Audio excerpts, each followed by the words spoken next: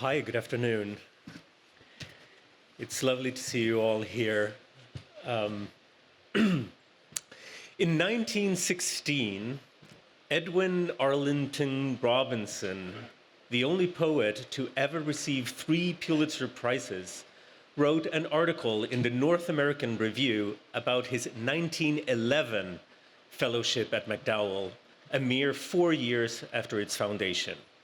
By the way, he came here for 24 consecutive years, which is nothing compared to pianist Luis Talma, who came for 40 years. What was admissions like back then? I mean, something fishy there. Anyway, Robinson's piece in the North American Scholar from 1911 is titled The Peterborough Idea, which is the first printed record I found of this term that I love so much. Mary MacDowell wrote about it in the Musical Quarterly in 1936, so this is, to my knowledge, the first time it appears, at least in print. I wish I could just read Robinson's piece to you because it's charming and it really captures the spirit of this place. But here's a tiny snippet. Quote, "It is practically impossible for me to say, even to myself, just what there is about this place that compels a man to work out the best that there is in him and to be discontented if he fails to do so. The abrupt and somewhat humiliating sense of isolation, liberty, and opportunity which overtakes one each morning has something to do with this. But this sense of opportunity does not in itself explain everything. There is, over and about the place, a mystical touch that cannot be explained. The MacDowell colony is in all probability about the worst loafing place in the world. It is also, in all probability, the worst place in which to conceal one's lack of a creative faculty." Those closing sentences, as a fellow, I can promise you this still holds true. MacDowell is the worst loafing place in the world, and yes, about the worst place in which to conceal one's lack of a creative faculty. From the very beginning, this institution had to endure the sadist hostility to which our hyper-instrumentalized society enjoys subjecting the arts. It was Marion MacDowell who kept it all going through her indefatigable efforts. This other quote is from a 1922 biography of Edward MacDowell written by John Fielder Porter, a music scholar. Quote, "Up to the present, most of the necessary funds have been raised through the personal efforts of Mrs. MacDowell. The directors feel that the time has come when her strength, never very great, must be more carefully conserved by lifting from her shoulders this very heavy financial burden. The colony has had an amazing 12 years of life. Shall its future be threatened by lack of permanent income?"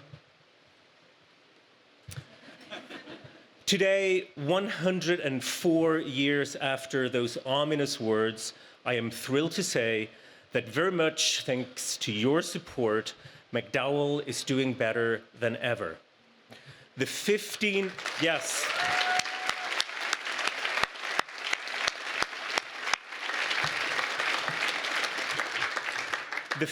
studios standing at the time that piece was written have become 31 that have housed some 10,000 artists, many of whom have helped reshape their disciplines in profound ways. If you consider the artists who have worked here throughout the decades, what you will discover is that MacDowell is not just for the fellows. It is for everyone. What I have come to think of as the MacDowell canon is proof of this. Anyone who has ever been touched by the work of, say, Aaron Copland, Willa Cather, Julia Perry, Anne Quinn, Mary Howe, or James Baldwin has been touched by MacDowell, whether they know it or not. And just think of all the other art that the work made here has inspired. It is in this sense that MacDowell's impact, although sometimes hidden, is ever-expanding, fractal, arborescent, and it reaches everyone. Thankful as I am to Edward and Marion MacDowell, there is a composer here today whose work is immeasurably more important to me. We should all be grateful to stand under the same patch of sky together with Mr. Anthony Braxton.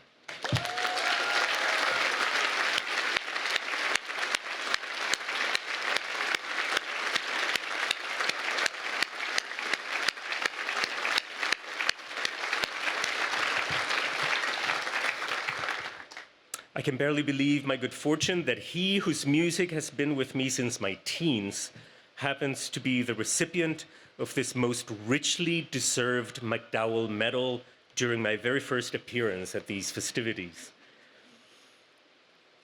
I would rather be struck by a merciful flash of lightning right now than to have the arrogant audacity to attempt to define Mr. Braxton's work in his presence.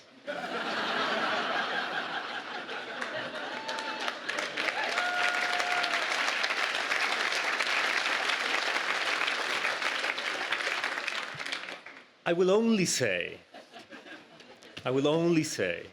that Anthony Braxton's music amalgamates miraculously formal rigor with emotional potency. He combines an erudite awareness of the tradition before him with a mind-bending sense of originality.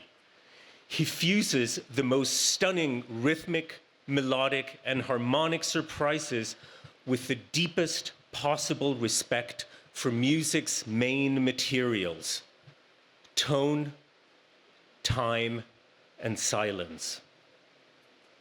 I have no words to convey how fervently I admire his work.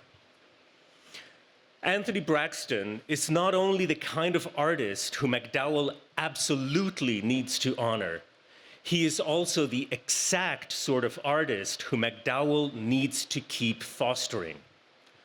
We need to keep nourishing and protecting uncompromising artists whose boldness is only matched by their discipline.